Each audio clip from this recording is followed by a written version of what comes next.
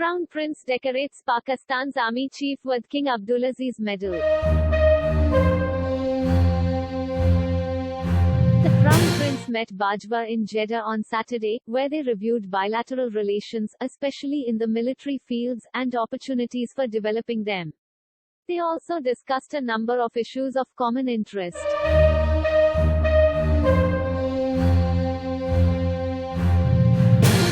The occasion was attended by Prince Khalid bin Salman bin Abdulaziz, Deputy Minister of Defense, Chief of General Staff Lieutenant General Fayad al-Rubli, and a number of senior officials from the two sides.